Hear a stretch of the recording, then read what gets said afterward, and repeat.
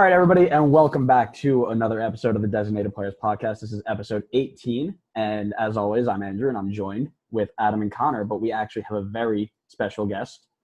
We hope everybody's doing very well in quarantine, and we know it's long and dreadful, and nobody wants to be in it, but we are hoping that MLS can start up soon. But until then, we have our first ever former professional player on our podcast. He's best known for his time at Leeds, a little bit lesser known for his time in MLS, and mostly known as the guy who tears up our men's league pickup games. Mr. Davide Somma, how are you? I'm good, boys. I'm good. It's good to be with you guys tonight. Awesome, man. We're really glad you could join us. I remember when Adam brought up the idea of having you on, I almost thought he was joking. I was like, he would never want to come on, but we're really excited to have you. I don't know if he told you about our weekly segment, Scarf of the Week. No, he didn't tell me. Of course he didn't. He never does. It's been busy, man. I've had grad school classes. Yeah. So every week we all bring out a different scarf to show, but I think you've got enough. We usually do a scarf or a jersey. You see you got a kit in the background there. Yep. Connor only has one, so we already know. Yeah. What's Connor got? Connor, what do you got for the new people? Yeah, for the new person, since the other two of you are seeing this every single week. Yeah, I'm an Atlanta fan. Nice. So I brought out a new jersey though for today, and I know it's my only USA jersey, U.S. men's national team. Nice. I want Andrew and Adam to see if they can figure out who's on the back of it because it's their favorite player. I know. I already know who it is. I know you do. Yeah, you do. Adam, go ahead. Is it Michael Bradley? No, did not get Michael Bradley. Josie. Yeah. No. Oh, that's what I was going to say. Josie Aldo. Former English international. Yeah. Converted American. I don't know. Sporting KC, Orlando City. Oh, get out of here. Fouled Luis Robles to give Orlando the win against Red Bull in 2019 or 2018. Yeah. Yeah. Why? Dom Dwyer. I have no idea why he picked it up. We all told him not to, but it's something different. You know, at the time he just switched, and then I think he played in Gold Cup and was scoring a couple goals. So he scored like every game he played in the Gold Cup. He was on fire. Yeah, the hype was unreal for him. So I was like, I'm definitely picking up a jersy. Yeah. So Connor, I don't blame you for that because the only USA jersey I have has Aaron Johansson on the back, who I don't think has played professionally because of injuries in like 6 years. Yeah, so, that's about right. What was the knee injuries? He had everything. No, I think he had some hip injury and then had surgery and had some like crazy nerve damage. Right. So he's been trying to get back from that. When I was young, I had Freddie Adu, man. He's still playing. Where is he? He's in Vegas. Retired. We talked about it. No, he was in Vegas now. Yeah. I remember when I had a little stint with the Red Bulls. He was, I don't know, was he with Timber? He might have been with Philly? Maybe. Philly or Timber, something like that, yeah. And he was still sharp, he's still sharp. Just crazy how he just never got his career going, man. We looked at his career like a couple episodes ago, and he was everywhere. Yeah. He was, right? All around. He was in, I think, the Middle East. He was in Portugal and France and this country, and bounced around. Just never could stick. Adam, what are you rocking with? What's your more? I mean, I brought this Chelsea scarf on Chelsea a few times, but the new addition today is, I don't know if you guys can see the 50th anniversary FA Cup. Yeah, I was saying that's retro. That's sick. Yeah, it's the 1970 FA Cup final kit that Chelsea wore. And the reason that I brought this one on is because they may or may not have beaten Leeds in that final. What year was it? 1970. Oh, I can't remember now. 2-2 in the first leg, and then 2-1 in the second. Billy Bremner was Leeds at that time? I believe so. Yeah, I can't remember now, man. Dang, you got me. Not good with my history. All right. And then look it up. Oh, look it up. Adam, look it up, and I'll go into what I'm. Yeah. I because Davide and I met in Comac. I went with the Comac theme today, so I got the Comac hat, nice little Comac scarf from the very famous snack stand, if you will. And then I also broke out the one thing, because when Davide and I met, it was at preseason camp for the 2014 high school season. And at the end of the 2014 high school season, we picked up one of these. Adam, remember one of these? Go away. Adam, you don't have one of these. That was the first time that I got with Bobby and all you guys to do that trade, and they won it that year. That was crazy, and that's when I said, if he's coming on, I gotta bring out the memorabilia. But that was the first time we had met, and I actually remember we won it. We went on. I went back to school, and then I came back, and we saw each other again. You remembered me, and I was like, "All right, cool. Then this is happening." So that was good times. That was a really good team they had back then, man. We had, I believe, the number was 17 kids go play college ball, D1, D2. I was just about to say how many went on to play. So it was 17 of us that were in school, and I'm almost certain there were 7 of us who ended up becoming club captains. That's awesome. And most of them played all 4 years, starters by the second or third year. Yeah, the team that we played I don't understand how we got. We had no weaknesses. I remember watching a few of your games against the Brentwood. That Brentwood team was good too. Yeah. And you guys had 0 weaknesses, man. You covered the field well. It was good to watch, man. We missed it. Did you hear? Did Adam tell you how it went? I watched it. I was actually in school. I watched the live stream they had, and I remember that you guys scored. Yeah. And the stream cut. The stream cut. And we all thought it was over. Yeah. And the next thing you know, it pops back up, and there's a message like no goal. And then I watched the LI United Instagram story, and I watched it 4 or 5 times. I'm like, where was the foul? So the ref goes, it was, I guess I don't know, we were blocking the keeper's view on a corner kick. What does that even mean? There's like 22 players inside the 18. He crosses the ball, and Tommy, he's there to put it in. So everybody's just got to get out of the way of the goalie. I don't get it. That's such a high school call. That's such a high school call. It was so bad. I was so mad because they ended up winning it, obviously. Yeah, penalties. But I don't even know who was it. I've stopped watching after paying attention. But what was it? Who did they play? Smithtown after? Who was it? Walt Whitman? It might have been Whitman. I don't remember. I stopped once Comac was out. I stopped following. Yeah. So it was easy from then. If they just beat Brentwood, and they were cruising. They were fine. And then they were undefeated. They were 18-0 going into that game. They changed formation. Yes, they did. I don't understand why coaches do that. It makes me so mad. You're playing against Brentwood, a technical team. They were doing so well getting in front of their faces, not letting them turn, the key plays. He changes the formation, and he opens up the midfield. That's not what you do to a technical team. You got to crowd the middle like he had it. I don't know. So we had to talk about it, but it's okay. Yeah. Man, if we keep talking about old Comex stories, we're gonna be here for 9 hours. I know, for real. I'm gonna toss it to Connor to get us started in the early career. Yeah, so we'll start right from the beginning. So you were born in Johannesburg, South Africa, which obviously a lot different than here. So how did you start off playing soccer there? What was the beginning? So over there's I played rugby, I played cricket. Tennis was once, and also soccer. Those were my main 4 sports that I played. From the kind of elementary, then middle school, I kind of found my niche. Playing soccer. Had a good group of guys that we always used to play out in our backyard, and just kind of Edenvale Football Club was just outside of the town where I lived. And, it was a good club, good coaches at that time. So, I found a niche for it, so I let rugby go because I was kind of the skinnier ones and, it wasn't my kind of sport. But, that's kind of when I started, Yeah. So as we know, for your professional career, you played striker. But when you were younger, did you play anywhere else in the field? Was it everywhere, or was it just mainly striker always? Everywhere, man. I played every single position, and I tell, because I'm involved with youth sports now, and a kid that's struggling on the field, I can see it, maybe he'll love to score goals, but he's struggling, year in, year out. I'll say, hey, maybe drop back a little deeper, try different positions. But my first position was left back. And I played that. And when I started when I signed my first contract was at Logroñez in Spain.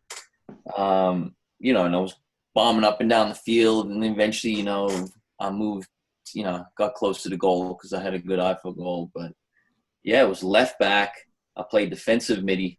Then I moved out to, like number 10, playing in behind. But I was never connecting. Like, I always loved to run in behind. That was more of my thing, pace, speed, in behind, So slowly but surely I crept forward. But definitely was left back. Even when I was younger, I was goalie too. So I was like, I tried everything. Sounds very much like my path to success in soccer. Yeah. Played You went the other way. Yeah, I did. I went striker, Yeah. cam, CDM, outside back into goal. Yeah, that sounds about right. I mean, it's just like you find the niche, you fall in love with, I just love scoring goals. That was my thing, Yeah. Makes sense. Yeah. Yeah. So I know you've had experience, obviously, then with the youth football in South Africa, and I know you have some experience with youth football in Long Island. What would you say were some of the similarities or differences between both of the systems there? Yeah, that's a good question. Let me think now. Similarities, I would say, were, definitely like the work ethic that some of the kids put in. Especially I had a coach to look up to. He was an ex-pro, like he was a good player, and I think that's key is when there's a coach that they look up to and not just maybe like a dad. And I'm not killing the dads, I'm just saying, someone with knowledge, the kids respond to it differently, So, differences, I'd say probably the style of play, South Africa, there are a lot of technical players, that I played with. And I remember when I was that age, we did a lot more of tactical stuff in the youth compared to here. I mean, I'm bringing it to them, but I don't see it enough in most of the youth sports here. Because for me, as a coach now, it was very hard to become automatically a coach like the next day, coming from a player to coach. You have to learn it. So, like the tactical side to it, for me, the kid's got to understand the games, got to be smart, right? That's, I think, one of the hardest things for a kid to understand. Fitness-wise, the fast feet, the strength, that can always be worked on, So, yeah, definitely those two, I would say. All right, so moving on, you're a little bit older now, playing in Florida. Start playing 1 year in college, and then you decide to enroll at EduKick. So just for our listeners, I know the three of us kind of know what that is, but just explain kind of what they do. I know you're involved with them still to this day. Yeah, EduKick. So Joey Bilotta, the guy that created EduKick, from college, I went home. That 1 year I was bored out of my mind. My mom paid to go overseas to this. She found it online. And it was just like a Spanish EduKick kind of, you go and learn. But I was on the older age. I was 19 at that time. I think they stop at like 18. So I went as like a chaperone, kind of like one of the older kids. And yeah, it was awesome, man, because we got to play in front of all the hometown teams over there. We trained daily, twice a day. We ate. We went to a couple stadiums, watched a couple games, we learned Spanish. And yeah, like I said, Joey Bilotti is my, lifetime friend now. We speak almost every day. And he was actually instrumental kind of to get through, hard times being alone. I'd always have someone to call there. Obviously I had my parents and my family to fall back onto, but it's hard as a player when you're overseas. At least someone there, could talk and get things done for you, So, yeah, that's basically what it is. Educational, tour kind of trip to Europe. And it's kind of expanded now to a lot of countries now since it started. First it was Spain. I think it's now Italy, Mexico. You name it. And I think it's everywhere now. Yeah, so like you said, this took you to signing your first contract when you were over in Spain. Take us through those first couple days, first couple days of training. So we were there. We were there for a week. It was a 2-week camp. I was there for a week. At the end, I think it was on that Saturday or Sunday, we ended up playing one of the local clubs. Fire. I mean, I scored goals. That's what I was doing from college. That's what I did. And I caught the eye of someone in the stands, which happened to be a Perugia scout at that time. And it was actually Joey Bilotta knew of him. So it was like, we tied the connection. So anyway, I stayed that week, kept on training. The guy came to saw me at my trainings. And then I went with a higher division, older kids, like kind of camp. Did well there, scored goals again. And, this agent was really like, I'm an agent for Italy. Do you want to give it a shot? So, just like that. It's as simple as that. I was like, Mom, Dad, I might have a contract in Italy. I don't know what to do. Your help. So they ended up flying, meeting the guy. I stayed there while everyone left to go back to America. And then, they had flown me out there to Italy. And I went on for like 2-week, 3-week trial. And then, they signed me. But not too long after that, the president stole money. The club, went under liquidation. So, I mean, I went through it's called Primavera, so which is like the youth teams, of Italy. So I did that, played a few games, then bounced right into the first team. And I remember my first experience was Perugia versus Genoa at Genoa Stadium. Now, this stadium, if you look at it, it's literally like right on top of you. Was so loud. I'm a 19-year-old sitting on the bench.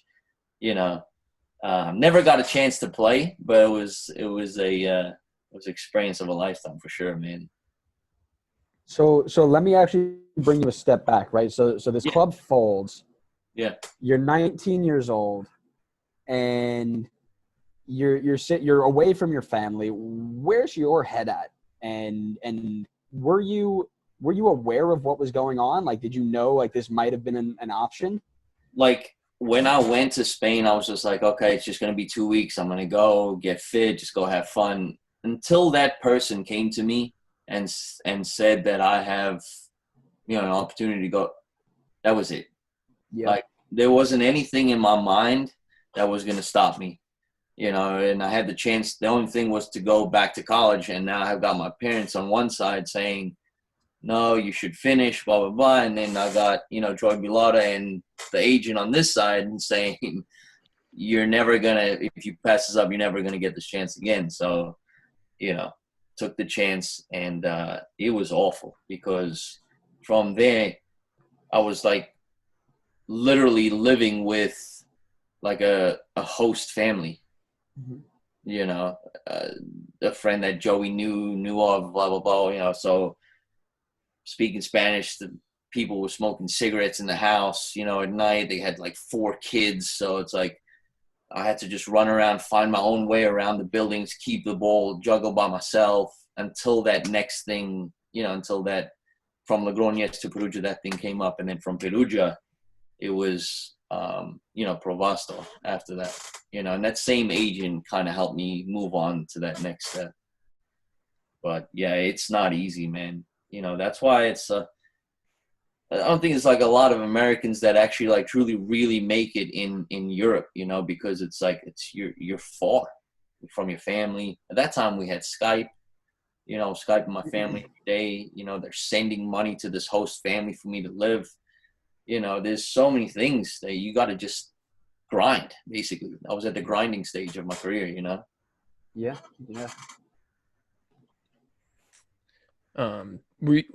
When Perugia folded, were you guys as players aware of all the off the field stuff? Just no. Especially me, because I was so young. I had no clue that any of this could have happened. So when I get there to training the next day, the gates are locked. I'm like, what's going on here? And then these older players Ravanelli, the guy with the white hair.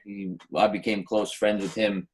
He was like, no, I don't think we're going to train today. There's, all liquidation he was trying to explain to me. And I'm like, I didn't understand. I'm like, why can't we just train? And at that time, he was the captain, so basically I was on like 800 pounds a month, which is just a developmental contract, but for the first team. And none of them got their money. This president just got up, left the country, fled the country, stole the money, and they weren't doing too bad. It's what I think. I don't remember all the details, but I think it had to do with like, their past spending on all the players. They couldn't like recoup on that, and they didn't get enough fans in. So it was just, they were decreasing in values. They were losing money. So I guess he just ended up, I think his name was Gauchi or something like that, the president. But it was a mess, man. That happened to two clubs, Logroñez and then Perugia. It happened twice in a row. Bad luck. Where's It's awful. So now you're through two clubs. Yeah. Both of them fold after basically like 6 months on money problems. Where's your head? Like, what are you thinking about that Perugia one? Like Logroñez one, I was like, no, let me give it another shot because it was kind of close. It was like the next week I went out to Perugia. Then after Perugia, I was like, Perugia was Serie B. Like, this is a massive club. This is happening to a massive club, and I was like, all right, I think I should just try to go back to college, I guess, or do something online or work with my dad. So, yeah, I was definitely not giving up, but I was thinking, there was I don't forget at that time, was there Tampa Bay Mutiny?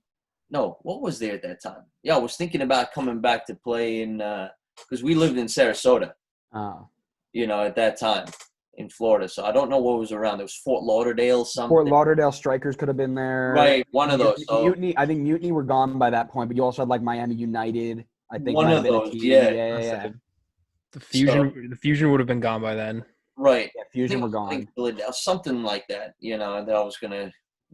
Family friend always had something to say. So, yeah, that was two clubs. My head was spinning. I ended up leaving Perugia because I actually, during this whole time before that, like, I tore my ACL. That's when I had my first bad injury during a game with the younger team, the reserves. Came back after 9 months, put so much effort into it, and then this all happened. So, yeah, my head was a bit spinning, So after Perugia, you stayed in Italy and you went with Provasto. Yeah, well, I came back home.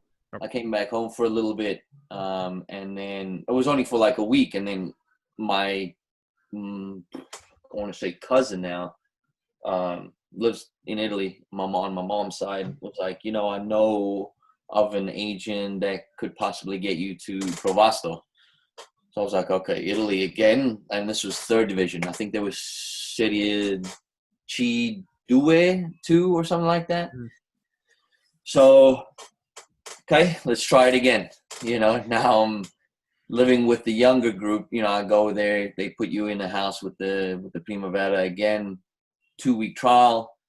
Now, mind you, now you're in the lower divisions in Italy. A lot less money. So I'm getting like 200 pounds every 2 weeks or something like that, or euros every two weeks. We're playing on sand field. There's a tractor that comes from the shed that's got an attachment sheet thing, like they do on the baseball field. Yeah. Make it nice and that. We train. We go, we come back. We did that twice a day training for 2 weeks. That was my trial on sand. Now my cleats got ruined. Like within those 2 weeks, I had to buy new cleats. Some parents had to send me new ones.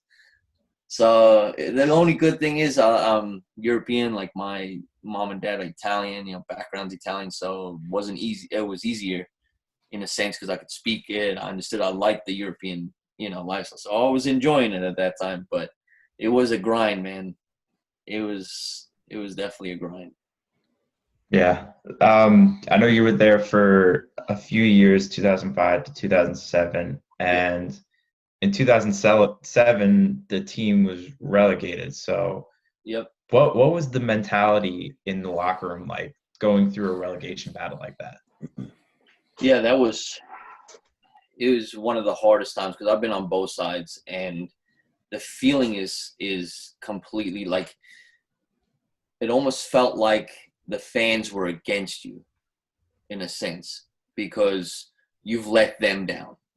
You know, you're playing, they're screaming at you, even though you've like tied a game, which should be, you know, pretty good against like wherever you were. If that team is higher than you and you've tied them, you know, they would still, you know, we would be in lockdown. We couldn't ever go, even if we won a game, you know, we were still in that bottom 3 or 4. It was very dangerous to go out. If they saw you, they would just, you know, they would like attack you. You know, it's like you owe them so much, you know, coming in, especially like you know, foreigner. So that was tough. Like the locker room, we were never happy. The trainings were just out of this world, man. You know, the running that we did, and the coaches were good. They felt the pressure too, you know. So it was everybody, you know. But getting relegated, you know, teaches you how to get through those, you know, those hard times, you know, for sure. But I don't like them. So not to continue the bad luck that you've had with some of these clubs, but Yeah. Provasto was also another club that went bankrupt. So that's the third in a row now. Is there any coincidence to this? No, it was just, I don't know, at that time, it was, I don't know if there was something going on, but especially if I was mid-table, that probably wouldn't have happened. But, you know, I got stuck with the team that was fighting. They just came up from Serie D, you know, I think that past year or 2 years. So they were still fighting. They were trying to stay in it. And, yeah, the next thing is we go get our money. Everything's in half now. You know, a quick little story. I'm in now waiting in line to go and see the president to go and get my last paycheck and all that. The captain now has gone in there, and this captain's from Bari, which is in a town in Italy, and it's mafioso. It's like really a, you know, tough town to live in. He was the captain. He's, you know, take no shit, this guy, basically. So he's in there fighting. The president calls me in. Oh, here's your check. You know, because you missed this kind of goal. Do you remember this kind of goal you missed? We're taking some money off. But you did well over here. You did 5 presenza, which is you did, you know, 5 appearances more than you did last month, blah, blah, blah. So they're sorting it out. Gave me half the money. This captain, because we were like best friends, like he loved me. He pulls out a gun.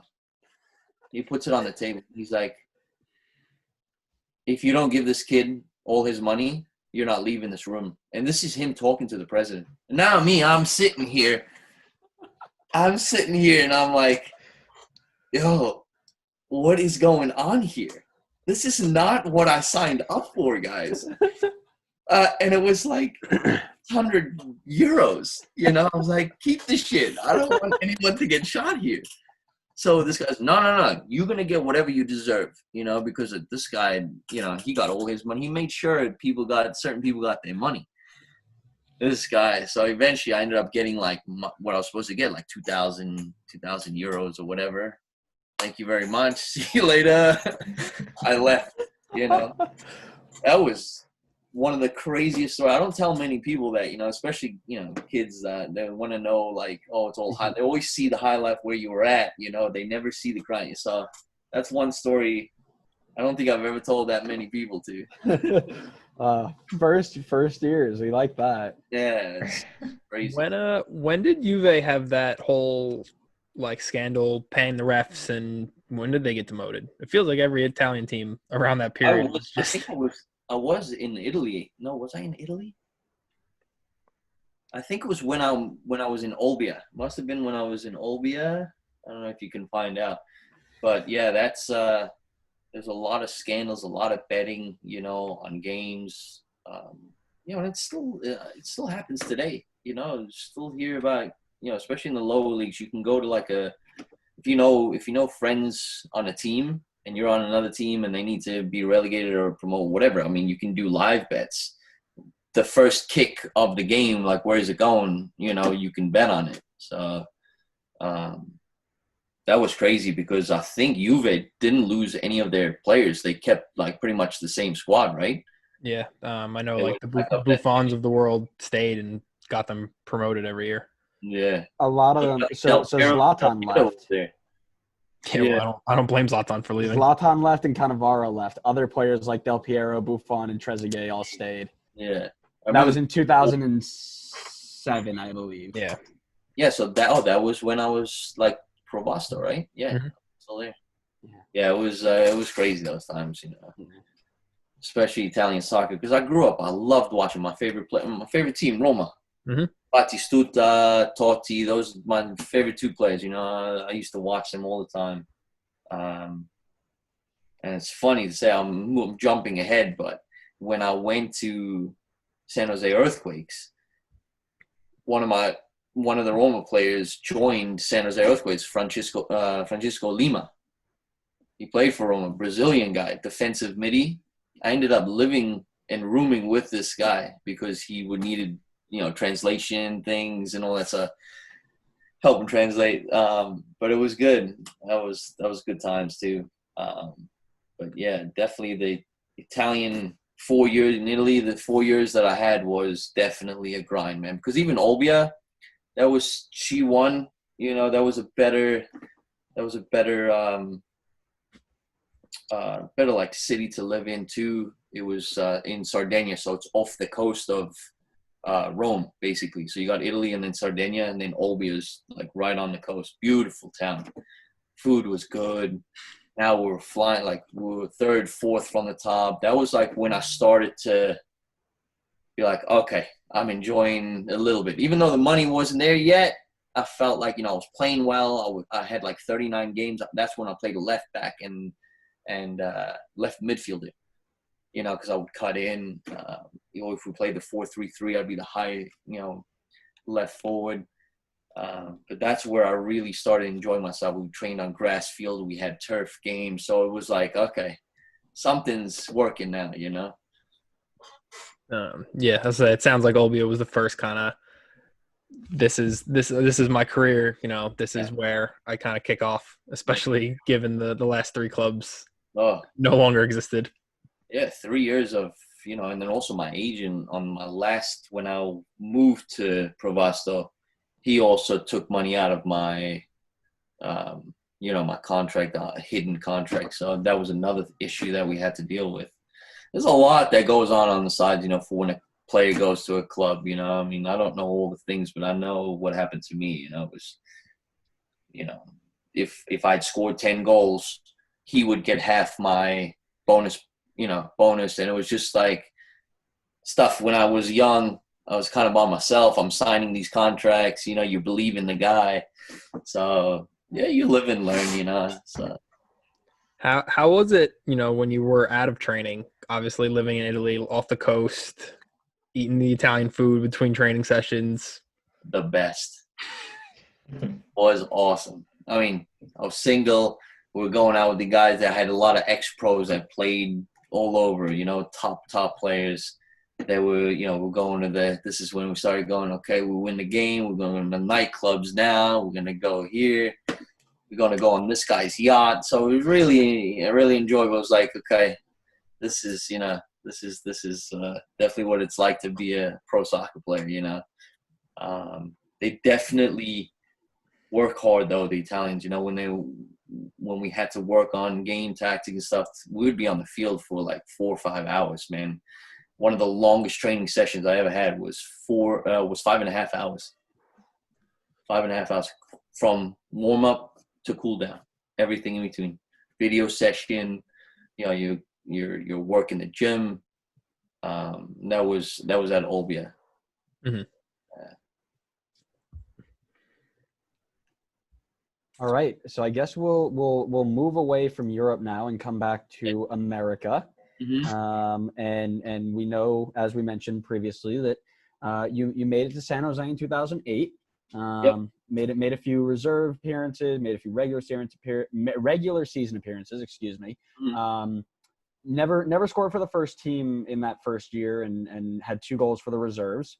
So what was it like scoring it here versus maybe putting a few away overseas? Was the reaction different? Oh yeah, definitely, a lot different. There, if a tackle happens, sometimes they'll shout louder for a tackle than a goal in Europe. The passion is just crazy because you've got your home fans all over, and you've got a little spot for your away fans. I remember when we played Man United, you were inside Man United Stadium, and we got 5,000 Leeds fans that were louder than the whole Man United. The passion, and it's a lot different. Yeah, they celebrate, but it's more like going to the park. But going in, yeah. I think it's changed now. It's changed, because now I just recently saw. I think Jaap Stamma. I was looking into FC Cincinnati, because my friend Mike Grella, he's an agent now for it. So I'll look into it. Look at that stadium they're building. That's crazy. Does Mike know who's responsible for the first tweet they put out? Because I think that guy has some explaining to do. Yeah, I don't know. I remember him saying something. He probably has his insights. We'll have to chat with him he'll come on. I'll definitely, we'll get him on for sure. Yeah, that's what we like. So compare 2008 MLS to Serie C. What's the level like? Is it comparable? To Serie A? Serie C. Oh, Serie C? No, yeah. MLS is a lot better than Serie C. I would say, definitely like the top table from C1 division and up.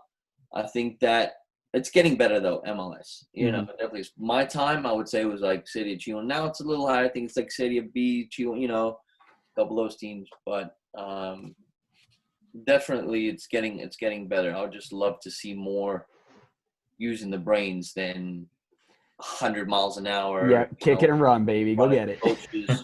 Yeah, and not San Jose, but the mentality here, coaches, you got to run in behind the defenders. Your team tactics 10 times. If the ball doesn't come to you, you just got to run. I mean, it's like, I'm not knocking them, but it's like I just more sense of the game, and that's why it's a beautiful game. You want to play it, you want to enjoy it. Yeah, I heard the Red Bulls. Sorry. I was going to say, Red Bulls are looking for somebody who has that same mentality if you're willing to step up. Coach? I'd love to. I mean, the licenses and all that. I mean, Adam, they're like getting a degree, man. It's like $4, $5, $6 every time you gotta go. Yep. So I'm in the process. I mean, I want to try to get my C license as soon as I can, but it's taking the time with the kids. So I'll try to get it done. But I must say, San Jose Earthquakes under Frank Yallop, that preseason was my probably on the top hardest. The amount of running, Perugia would be the first because we went to Torino and we ran the Alps.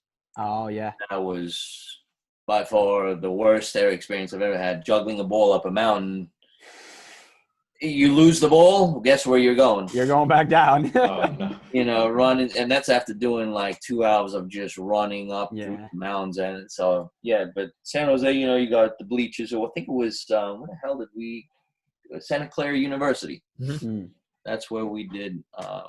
And that was the first time I experienced a powerhouse person like David Beckham when we had to play the LA Galaxy. We were supposed to, I think, play them at our house, but because of what just happened, he came in and exploded the MLS. We had to go to the Oakland A's stadium for our home game, and it was cool to see him on the field, man, at that time. That was it was pretty cool. It was awesome. Quick side question. Yeah. You say that San Jose was one of the hardest preseasons. What was Red Bull preseason like? Because every time I hear about that was tough, dude. Yeah, every time I read, it was more calculated. Yeah. This one, the San Jose was like running the bleachers because it was all back in, not back Right. in, not sound like I'm 100, but which I feel like it sometimes. Yeah. But like now it's more calculated. We wear the vest. Yeah. But so it's more the technology is a lot better. Yeah. Because the only thing I've ever read was that Red Bull preseason, because they play such a high pressing system, is the hardest thing anybody's ever done in their life. Yeah. So. Who's the coach now? I forget now. Armas. Yeah. So under gosh, I forget his name. Jesse. God, thank you. They loved fit players. That's why I think they got rid of the older kind of players. I really wanted to, and I was okay. I just think they wanted to go with more of the younger crowd because they could give more of that energy. And I couldn't give it to them. That's not. That wasn't. And some games you would see Bradley Wright Phillips. I mean, he was fit as hell. But would be exhausted when he would get the ball. And I can't believe the guys – imagine how many more goals that guy would have scored if he wasn't running so much. Yeah. That's what I think. He scored, 170 goals or something like that for that club? I think he's got 190. No, I think he's lower than that. He's got like 114 or something like that. Was it? I mean, that's – because Wando's up there, but – Yeah. That was the other thing why I ended up leaving San Jose Earthquakes was they got Wondolowski. Yeah, couldn't get by. Take my place. So Frank Yellup, I go into his locker room and he's like, David, you've been awesome. He's also European. I think he's from Watford, Frank Yellup. So he understood me a little bit, and I expressed to him. And Darren Huckerby was there at that time too. He was a Leeds player. That's when I expressed to him, listen, I want to, my time here in America is not going so well. I want to try Europe. Do you have any contacts? And, he brought me into his office and he's like, you know what? We're going to have to bring in another player because you're an international. We got to let that spot go. No hard feelings. I was like, okay, let go. And they're like, we're going to bring in another player. I was like, who's this Wondolowski guy? The guy who came in and scored mad goals. I was like, all right. Yeah. He's good. To be fair, he's scored so many goals, man. It's good. He was good in California, but we only remember him for one thing. Yeah. Don't get into that. No, I'm not, because we'll be here for another 4 hours. Anyways. I think the only two players from when you were there that still are on San Jose are Wando and Shea Salinas. Yeah, Shea Salinas. Yeah, I see him on social media. Didn't he go? Did he go to Philadelphia? No, I think he's been there forever. No, yeah, he never left. I don't believe. I don't think so. Let me check. I gotcha. He went somewhere and then he came back. But anyway, he was a awesome guy, man. Because I roomed with him and Jason Hernandez. Oh, Jason Hernandez. That's a name. Yeah. So he actually did. He went to Philly, and then he went to Vancouver, and then he went back to San Jose. That was right at the beginning of the decade when none of us were around. Yeah. I mean, Yelp was awesome. I mean, he won the Ziggy Schmidt Award. I mean, he was a great coach, man. Where is he now? In Arizona, I think, somewhere. Or some Nevada, somewhere like that. But I'd love to connect with him. He's very instrumental to my, also my success, like the mentality part of it. He would see me. Man managers is what helps a player, right? When he can put his shoulder around you and say, hey, what's going on, wants to know your business, your life, outside of soccer. Feels like you're a part of it. You know what I'm saying? Part of the organization, So most teams will be like, we're family, we're this and that. And then it's like, all right, screw you. We're getting another striker. You're sitting the bench, Yep. So it's part of it, and you learn from it.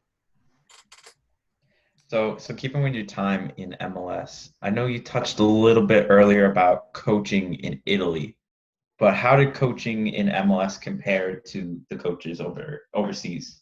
Well, the coaches overseas were extremely tactical. I mean, I remember that session I was telling you, that 5.5 hours that we did. My goodness. Probably an hour and a half of, I was telling Adam, hour and a half of doing scammers, which is like tactical work. 11 players on the field. You get your formation. goalie from a goal kick. The goal kick kicks a ball, but there's no soccer ball. So it's like when you pass to your left back, he's faking because there's no soccer ball. How are we going to move and shape? Right. Where's our movement? For an hour Where's and our a half. check? Oh. And we did that for I don't even know how long, man. Not even that.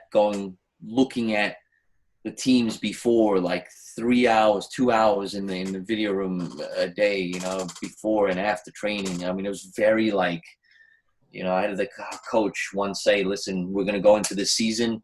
If we tie every single game, we'll be at Salvezza, meaning we'll be saved. 36 points. Makes sense. Yeah. But, they had crazy ideas, but they were so, like, more into it. I mean, I'm sure now MLS has changed with all that, tactic stuff. They're getting smarter with it. At that time, it wasn't. I remember being in the locker rooms and it wasn't nearly as tactical and all that crazy stuff. I mean, the Red Bulls do play with both outside mids on the same side of the field. Just saying, I wouldn't praise the tactics too quickly. I'm so glad you said it. I can't keep being the only one to bash these guys. Yeah. We've been at games where Royer and Wheel are literally next to each other. Yeah, that could be a tactic. You don't even know what they're doing, man. 40 I was about to bring up Mouil in the they only like fit players. Why do It you- doesn't matter their skill. Yeah, It doesn't matter how good you are. If you can run up and down the field for 90 minutes at a pace that other people can't. one fit kid. Well, Oh yeah. Oh my goodness, man! I think he was one of the fittest kids I've ever played. With when I went for the trial over there. It was him, and there was another kid, Tyler Adams. My goodness, he was The goat. Yeah, he was good, man. Very good young player. He's where is he now? Germany, right? He's at Leipzig, yeah. Yeah.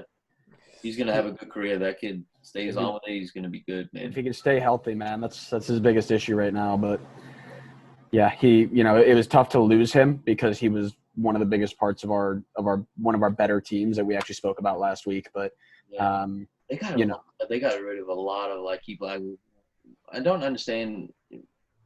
I don't know if you guys probably know more than me about it. I don't even know, but like losing Bradley, no, they got rid of Bradley when it feels like Mike Grella, all these players. Why? Why do they do? Is it the salary cap? They got to be at. What are they like? I don't understand.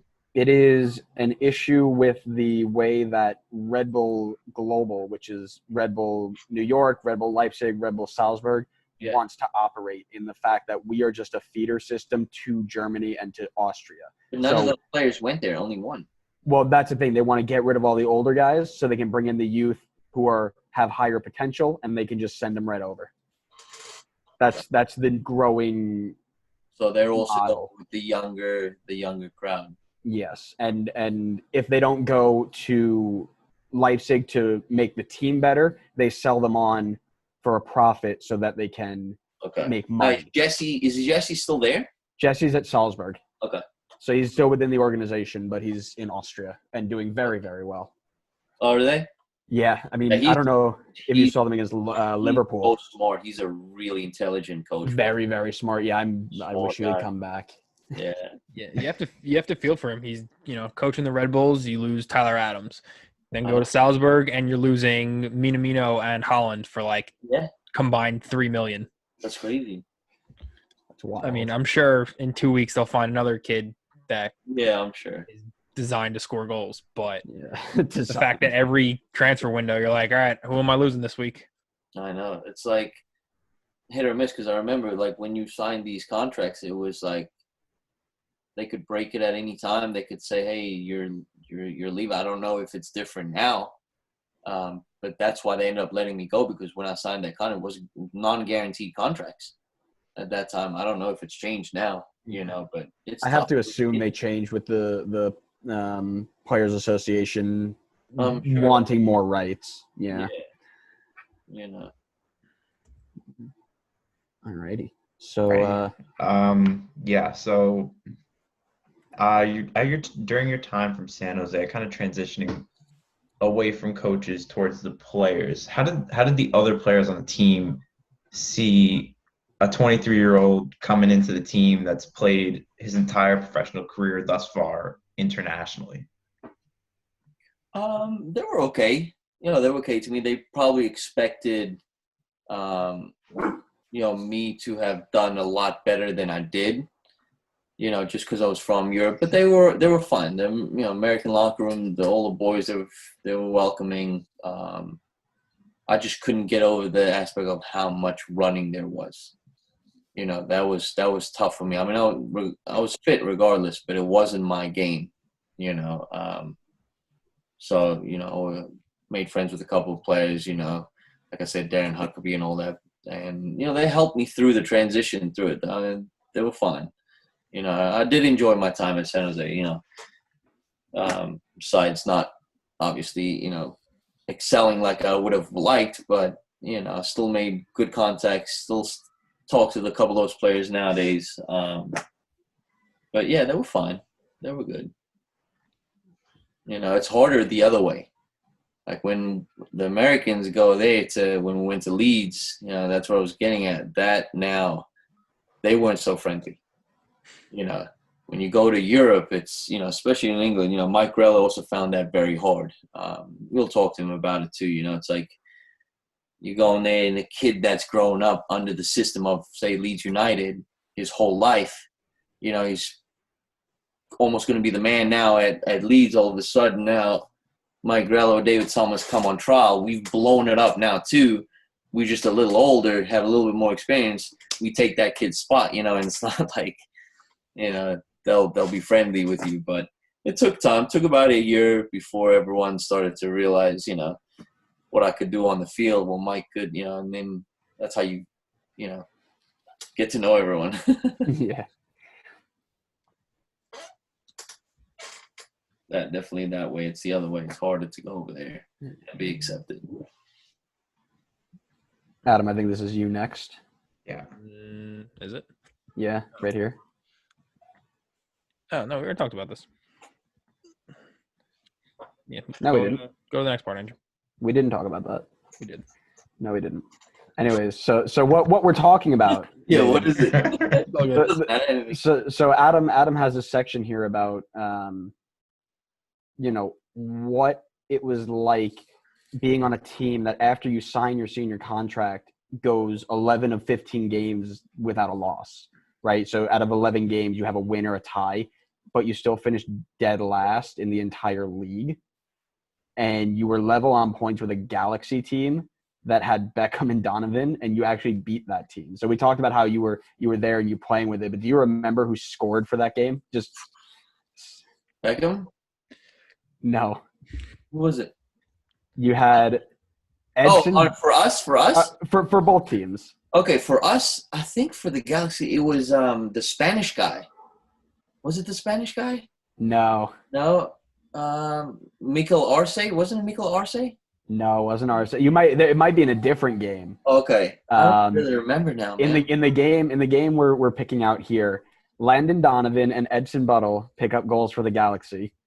And then what about for San Jose? You got that? Oh, man. Was it Darren Huckabee?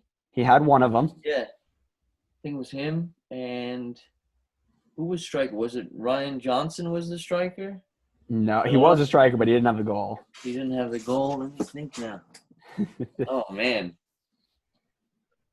I can't remember now. My Darren Huckabee. I knew he caught fire a couple games.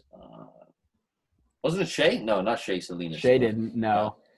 I don't know, man. All right. So you had Alvarez, who scored early on. Alvarez, yes. 8th minute. Huckabee picked up one in the 40th, and then Cochran had a 90th minute winner. Oh my God, Cochran! I remember it, man. Joe Cannon was the keeper. He was the keeper.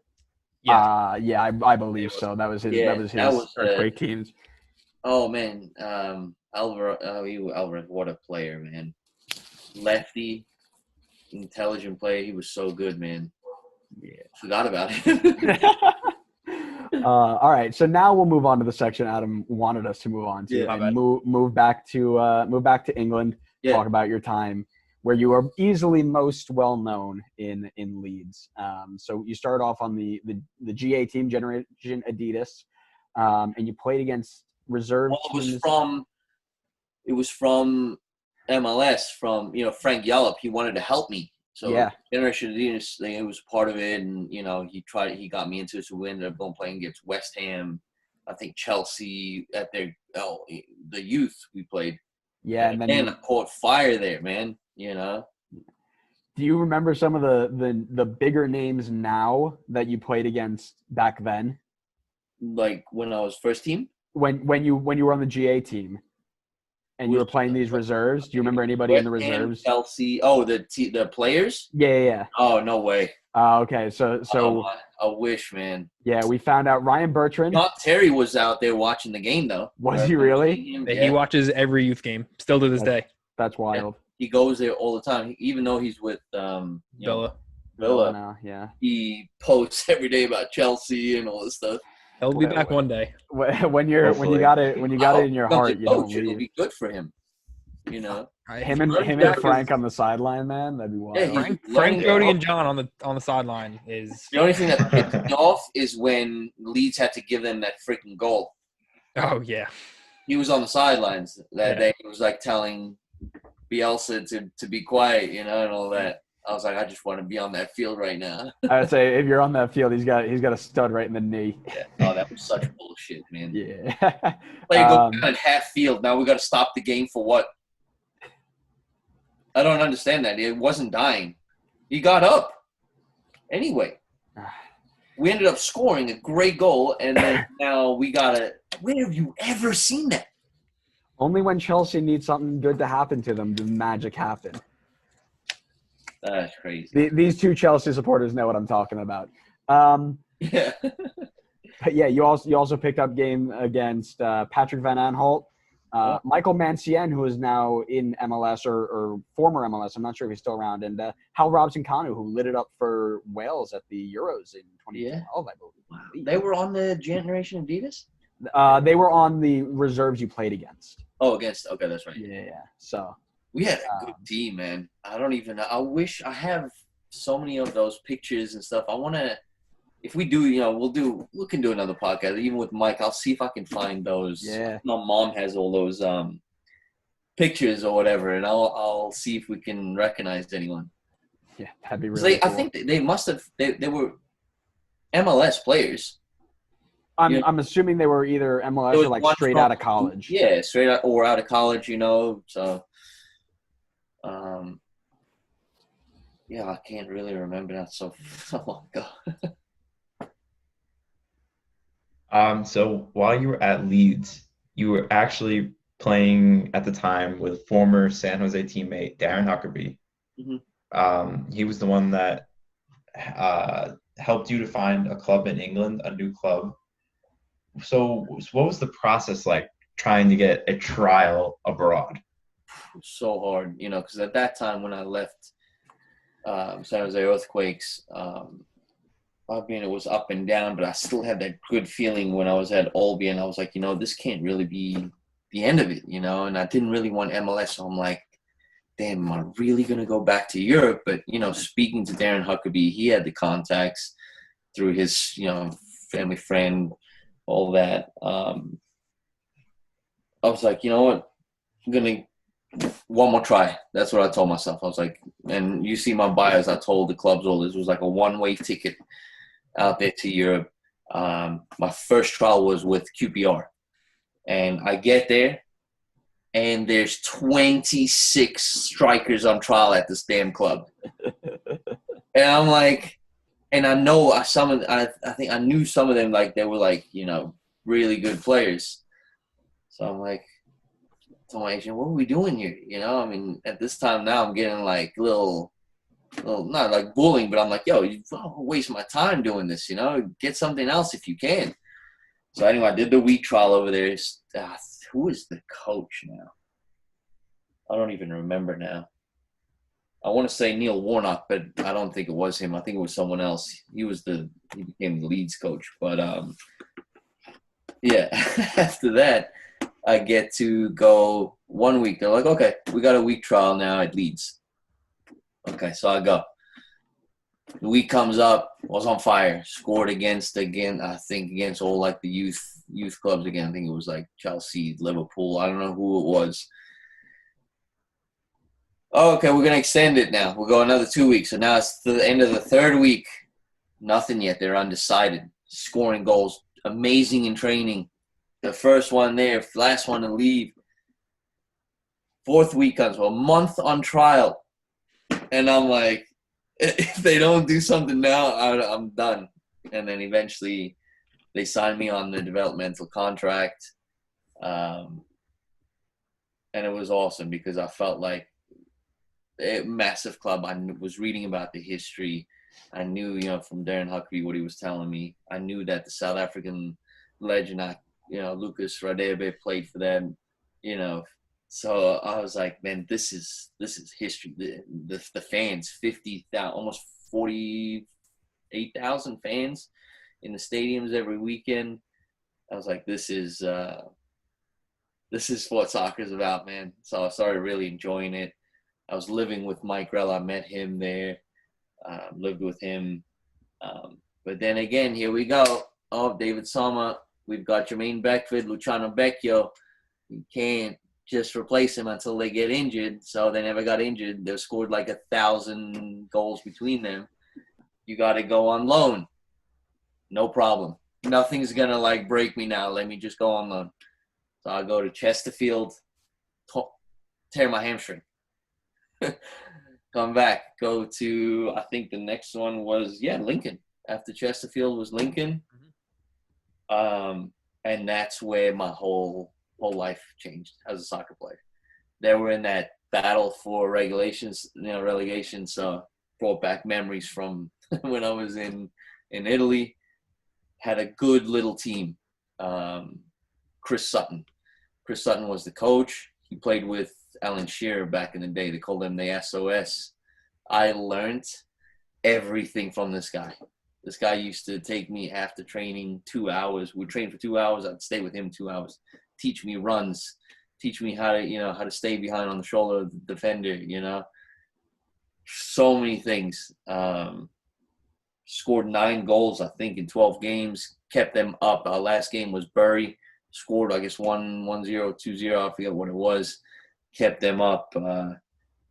But that last game, I don't know if it was a red card. My last game at Lincoln, we were winning or something happened, and now Leeds at the same time, Jermaine Beckford has scored a crazy goal for them to get promoted now.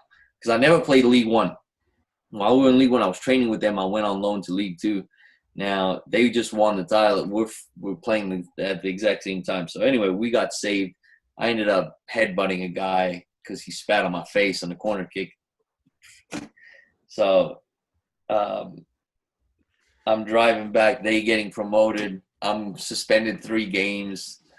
It was crazy. The whole emotions was nuts. So come back that following season because now I had signed. Lincoln wanted me.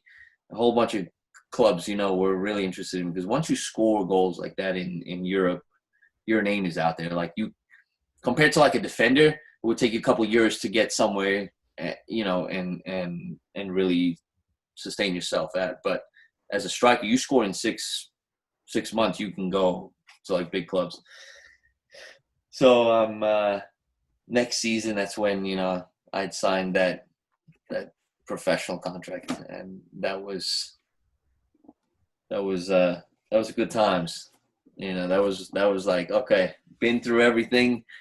I would do it all again to get to this time in my life because I enjoyed it, man. We played Liverpool in the FA Cup, played Chelsea.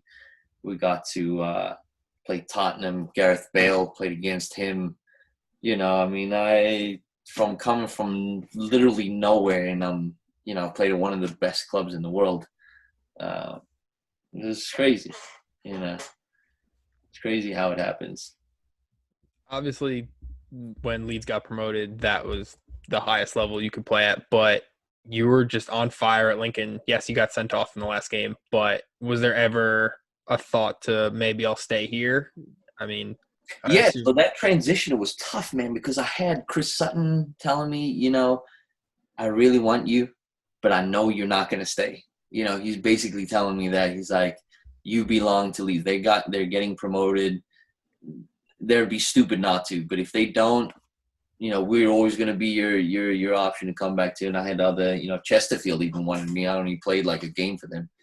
But, definitely that transition was hard because it's like, you grow with a coach that really – I never used to take free kicks. The guy used to make me take free kicks like curlers. I'm not about that. And like he made me the point man of everything, and I felt like I had like a responsibility.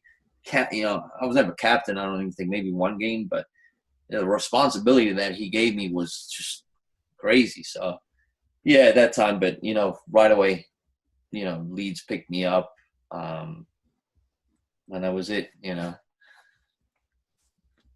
Yeah. So back at Leeds now. Yeah. Make that debut against Millwall. Yeah, 3 games I was suspended. I couldn't even play. So then again, I had to wait. I had to train my ass off to get back on that first team. Millwall comes around. One of the hardest derbies, like against, it's not really a derby, but it's like they hate each other. Millwall fans and Leeds fans. So I get on, bang, 2 goals against that club. My name is everywhere in England. The club, Davide Somma scored this, that, and that was when the whole thing just started. And I think I scored against Leicester in FA Cup, or what was it? Is it the Carling Cup at that time? It was the League Cup game. League Cup game, whatever it was. So long story short, just coming on as a sub, they had a chant, they had a song for me in the summertime. They would sing every time I was on the bench. If they were losing, bring on Somma, super sub. 50,000 fans, come on, bang, score a goal, and like it's just crazy. That's what dreams are made of, man. Oh, it was like literally what dreams are made like of. I didn't know what I was living. It was such a weird feeling. Like I knew. And it wasn't like I would do anything crazy. It would be like 1 or 2 touches. All my goals were like, that was it. I just had space and I just shot the ball. And it's like all these kids that work so hard at the dribbling, it's like the higher I got, the more simple everything becomes, So, I don't even know where I was going there, but it was crazy. Yeah. Yeah. So doing the research for this episode, I didn't realize who was on that Leeds team. I mean, the Casper Schmeichels, the Gradles, obviously Mike Grella, Lloyd Sims on that team. Fire team, man. Like we had Bradley Johnson. Mm-hmm. He was a workhorse. Like I said, Jermaine Beckford, unbelievable striker, man. What was his name? Luciano Becchio. Those were the 2 main guys. They never ever put me and Mike together.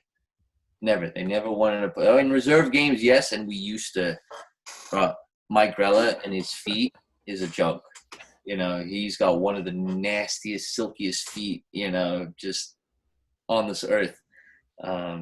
We had such a good understanding, but he never. Simon Grayson never put us together, and we always wanted. We always were like very wary to go and ask him. Knock on the door. So we just let it stand still. So I became the super sub. They wanted to make sure that people had a fighting chance. I'm pretty sure. Yeah. They knew if it was you 2, it was over. So yeah, that's it. Like as soon as we did well, man, and I would have just loved to have known what we would have done. Our defenders, I forget who our defenders was. Patrick Kisnorbo, Australian international. Who was the other one? We had another center back that was amazing. Our back line, actually, we had a lot of different defenders, but I remember him, Patrick Kisnorbo. He was like also the captain, the rock back there, But I was on fire, and that's what led to my international appearance. Lucas Rodeba actually came to watch a game just to bring his kids, because he goes to visit Leeds, I think once a year, and he happened to be there. I think it was against Preston North. I don't know what game I was doing. I don't know if I scored. But I played really well. He came to the locker room to say hi to everyone, and now that was the chance. Now it was literally he came to me and said, "Hey," I was like, "Lucas, what's up, man?" And started talking, South Africa this, South Africa that. Out of nowhere, I'm just like, "Oh, I'd love to play for South Africa." I was like, all right, I'll make it happen. No, not even a week later is when I get a call from Pitso Motsamane was the coach for South Africa. he made it happen just like that, man. And Wild. and then from there, and then my first game was against the U.S. Mm-hmm. Yeah, that is just crazy. And what happened there? We lost that game 1-0. We lost 1-0. Played great, but I think was Bradley. No, what's it with the coach? Bruce Arena? No. Who was the coach at that time? For the U.S.? Bob Bradley. I think it was Bob Bradley? I think it was him, right? Yeah, In the good team. 2010. No. What year? Yeah. 2010. Yeah, 2010. Yeah, that was Bob's year, right? That was 2010 World Cup. Yeah. Yeah. That was Bob. Yeah, but I just missed the World Cup. This was after.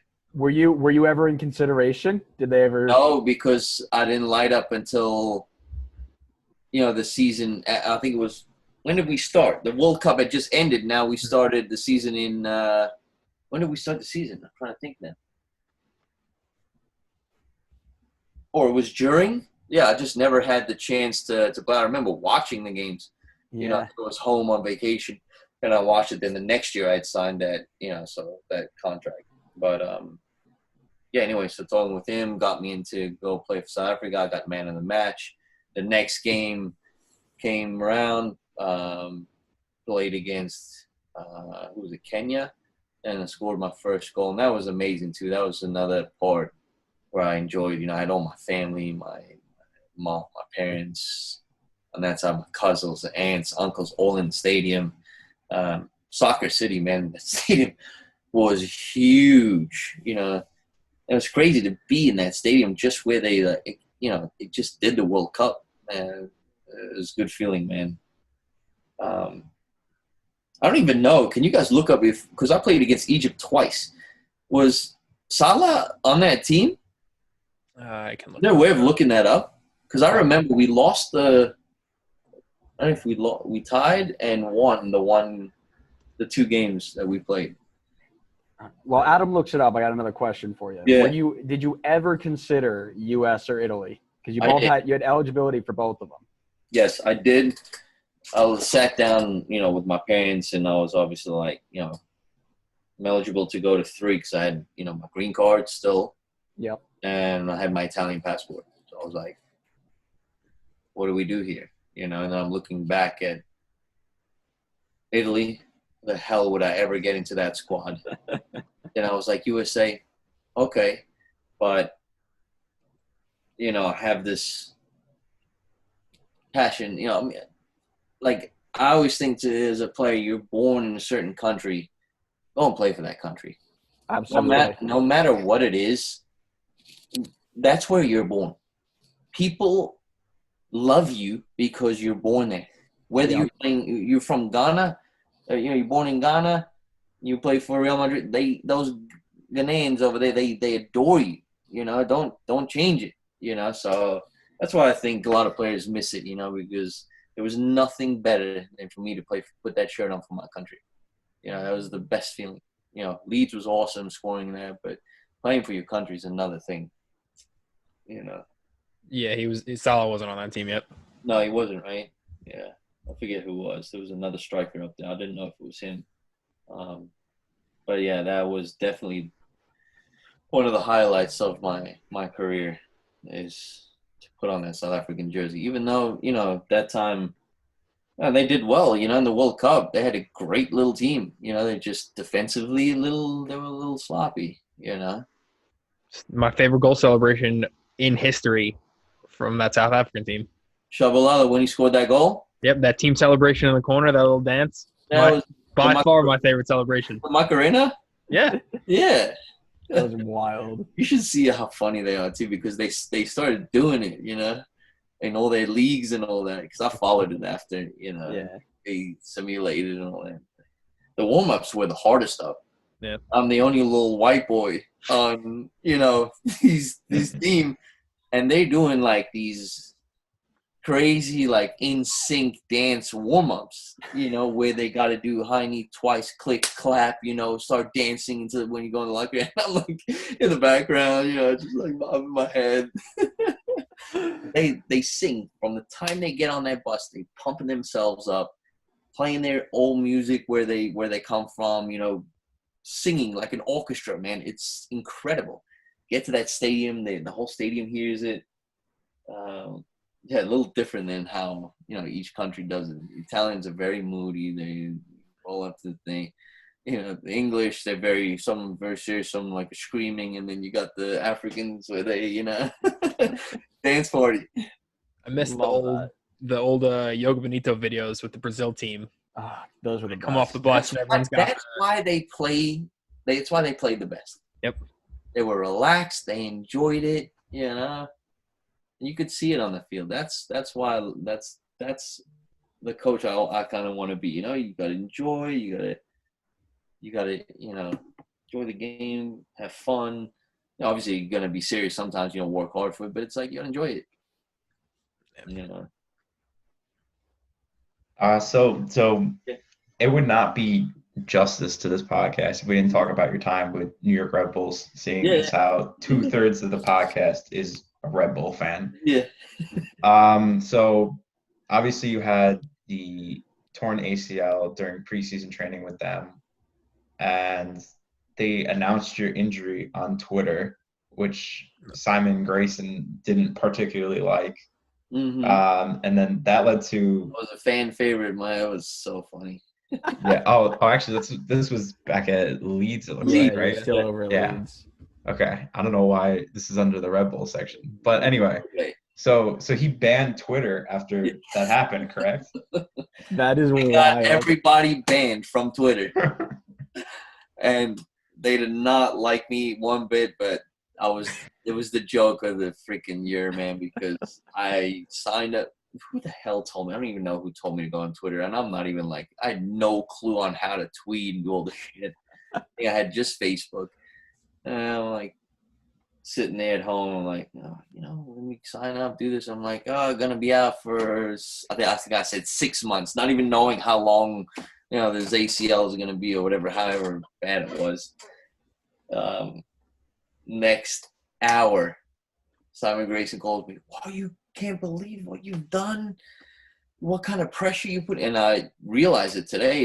If I'm a coach and someone does that, now he's got to go and get a striker. The head guys, ahead of him, all those guys, what's going on? We need to go get a striker now, because that was the time where I was doing really well. So yeah, that was a good old time. I still get shit today. That's wild. Yeah. All right. So actually talking about Red Bulls this time, how did you transition from Leeds to Red Bulls? How did you end up there? So I'm trying to think now. The year is now a little shady, but I want to say 13. I ended over there. I was trying so hard at Leeds to get another year contract. Didn't happen. Came back home. Never really decided to quit soccer. I said, listen, I want to give it one more term, because speaking to Mike Rell at that time, where was he? I think he was lower league in America. What's the one just under? USL. USL. He was at a USL somewhere. Anyway. Or NASL. I don't know if NASL was around at the I time. kept on contact with him. He's like, you know what? Maybe try one of these clubs, one of those clubs, or, come to train where I'm at the Red Bulls. So I was like, all right, and then I think I took off 6 months just to let my knee just calm down and get better. Because I still had surgery when I came back. There was scar tissue that I had to get out, in total 9 surgeries I had. But they fixed me up good. Hospital special surgery in the city.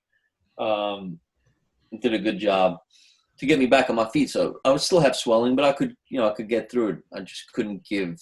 That's going back to the question. I couldn't give 100-mile-an-hour sprinting all the time. I would probably have to train 3 times a week, just to build myself. And couldn't really do it. I was fit enough to play, but it was just, and strong enough. I was good. I was just couldn't give that extra. Yeah, so Grella was a big influence on you Yeah, trying out absolutely. for Rebel. Yeah, he spoke to the coach. He said, I got this player. Come, let him come to preseason. I went to preseason with them. Where did we go? We went to Arizona. Arizona, yeah. Yeah. Went to Arizona. That was a good time. And Jesse he was fine. He was like, pulled me aside when we were getting back in the air, JFK airport. He's like, listen, we can have coffee anytime. Just come and shadow me at the soccer field, learn the game now. Because I expressed to him, thanks a lot for everything, but I just can't do it anymore. And he's like, no, he expressed that he would help me like pursue my coaching career. And that's really when I fell into this youth sport, Love that. Yeah. So one question for me, because I remember specifically watching you play in this because I had known you. We had met and I'd known you. Yeah. And I saw your name linked with Red Bull, and it was like two worlds collide, right? Yeah. You hit the post in preseason. Yeah. You had a shot that hit the post. That ball goes in. Do you think you get signed? I don't know because, I would play that game and I wouldn't be able to train with them the next day, and I was at preseason with them. Right. I'd have to let my knee calm down. So who knows? You never know. He could have. I played well with Bradley Wright Phillips when I went in. Mike Grella was on the field. I played well. It's just they wanted the consistency. That was the young youth, which is fine. Can't do anything about it. But maybe. Yeah, if that goes in, you never know. If you scored for Red Bull, I even don't know what I would have done. Yeah, but who knows? I don't even know who we playing. Like there were 4 or 5, no, maybe 8 other MLS teams there. Yeah, it was like a full tournament, right? Yeah, it's a full tournament, so anyone could have, signed with them, and they all know that. Yeah. No. But yeah, who knows? That could happen. That would have been wild. I don't know how I would have reacted. I just know I probably would have been bouncing off the walls. I know. Somebody I personally know scored for Red Bull is dream come true. We're forgetting about a player I used to play with, Lloyd Sand. Mm-hmm. What a player he was. We played at Leeds together too. We used to chill with him all the time. Me, Mike, and Lloyd. It was crazy, man. I remember those times. Those are the best. And off of dreams. Why'd they let him go too? Old, out of contract, and went to rivals of DC United and did well. Good for him, real happy. He's in Miami now, right? Yeah, he's at Miami Union, not Union, Miami FC, Miami United. Yeah, one of those clubs. Yeah, FC and USL. That was the first transfer. They do all right. That was the first transfer when he went to DC that I remember as a fan of Red Bull and MLS that I was visibly upset about. Yeah, he was like one of the first ones to go, right? So good. Yeah, he started the trend. That thing, yeah. And it would have hurt less if he went back to England or went to USL or went to the Western Conference, but he went to our biggest rivals ever. I know. And it's like, what are you doing? Like that's not it, man. Yeah. But almost like going from Leeds to Man United. Yeah. we have fan questions actually. We put a post out in the Leeds United Reddit. Who's the fan? Who is it? Bobby Quinn? No.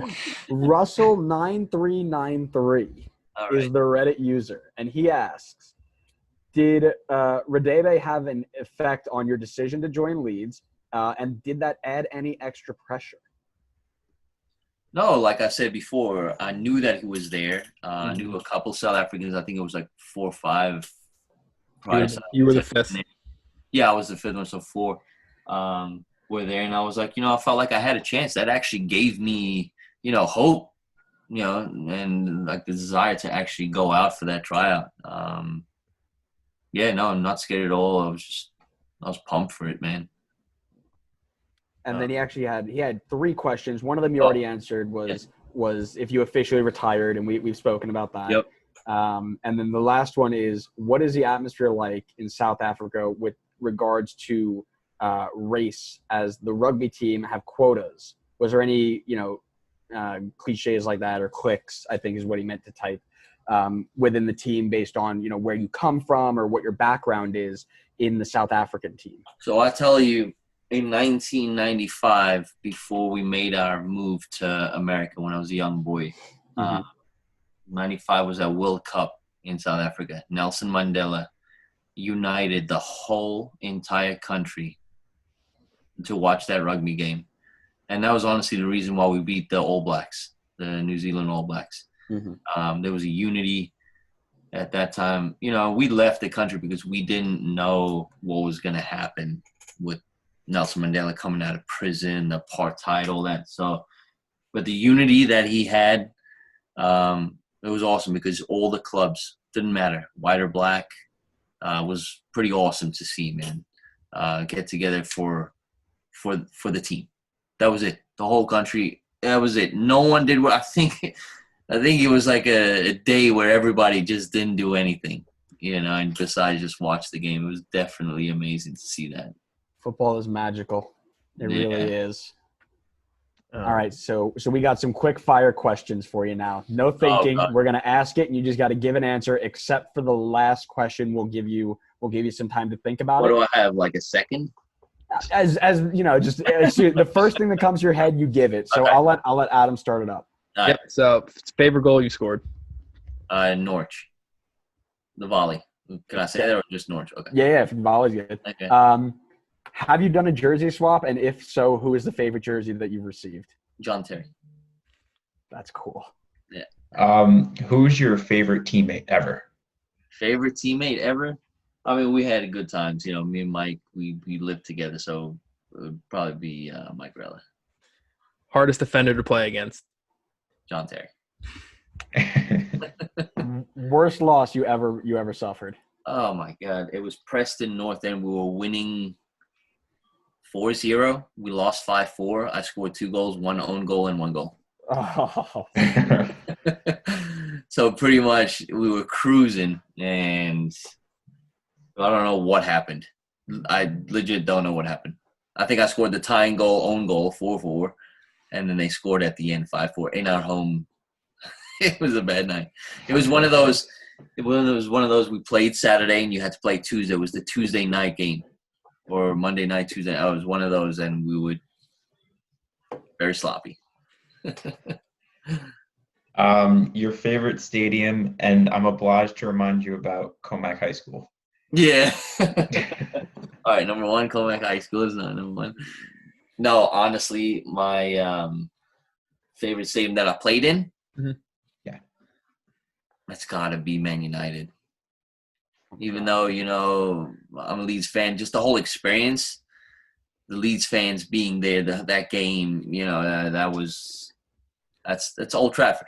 You know, I mean, it's so hard, that one, because, you know, Highbury, you know, Arsenal Stadium, that field is like a carpet. You know, I mean, all those. Chelsea was amazing. So we actually have – oh, go ahead. No, go ahead. I would say we have one more fan question coming from fellow Comac High School or Comac Sunday League player John Casman asking, who is the toughest defender you've faced at Sunday morning soccer at Comac High School? Adam?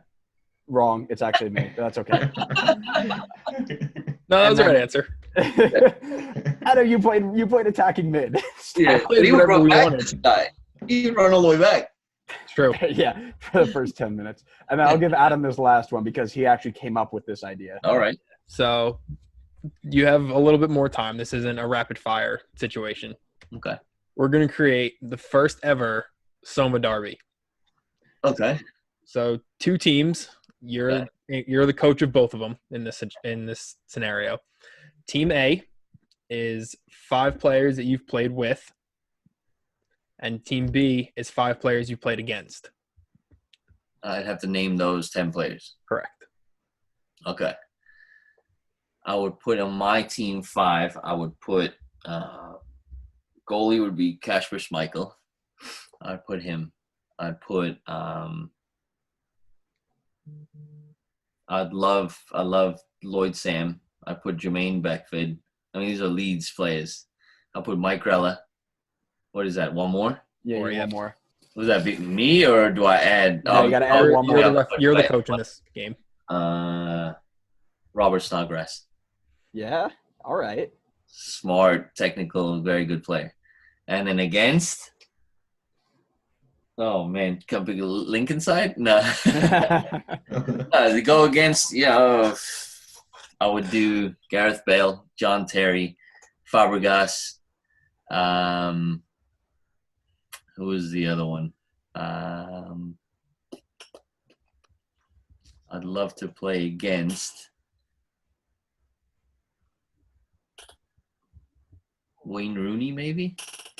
I'd like to play against him. And then, one more? Yeah, one more there.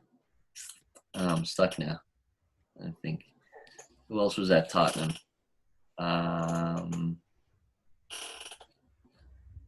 Yeah, the striker, Kane. Harry Kane. All right. I'm gonna do that. Who wins this game? Let's generate a thing. Yeah. I'm gonna try to find something. Of course. Put those two teams in. My team, man. First one. That's right. That's right. Imagine that. I like how when they do that five-a-side stuff. Yeah. Yeah, it's good.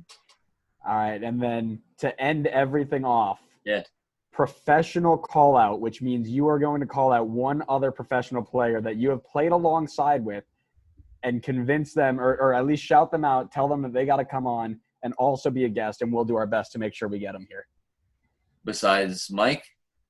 Yeah, besides Mike. Oh, we can get Mike. Yeah, we'll get Do your best. Anyone? Anybody you've played with. All right, let me think now. I know I could get. You want to try Lloyd Sam? Lloyd Sam works. Yeah, because he's got good stories. He'll tell you good stories from Leeds, and he's the good times we had over there. Yeah. Yeah, try Lloyd Sam. All right. Lloyd Sam, you have been professionally called out to be the next guest on the Designated Players podcast. So get ready. Yeah. Hey, we'll have me, him, and Mike at one time. We could do that. Perfect. That'd be quite the awesome. episode. Yeah. All righty. So thanks everybody for coming in, tuning in. Make sure you subscribe so you can see when our next episodes are getting posted. Thank you so much, Dave, for coming on. Guys, this was phenomenal. Like I said, I don't know. Usually we have our guests shout out something they do, whether it be a business or a social media page, anything like that. So you have anything you want to go ahead and have people follow or become a part of? Not really. I mean, I have like a regular family. Yeah, right. I have Somma Soccer on Instagram. On Instagram, but it's it's where I'll post like little my youth kids and technical stuff and all that. That's all right. Simple, man. I'm not like that'll do it. I got banned, so I'm like kind of I'm not in. There you go. So there you go. That's where you're going to go ahead and take a look at all of his training drills because he's now transitioned into the coaching world. Yeah. Hopefully, the league will be restarting soon so we can get into a little bit more gameplay as well. But we have a lot to look forward to. And like we had mentioned, make sure you're subscribed or following us on social media because next week we are going to be joined with Mr. Mike Grella as well. So again, Facebook, Twitter, Instagram, YouTube, anywhere you get your podcast, make sure you're subscribed, following, and we'll see you next time on the next episode of the Designated Players Podcast. See ya. See you guys.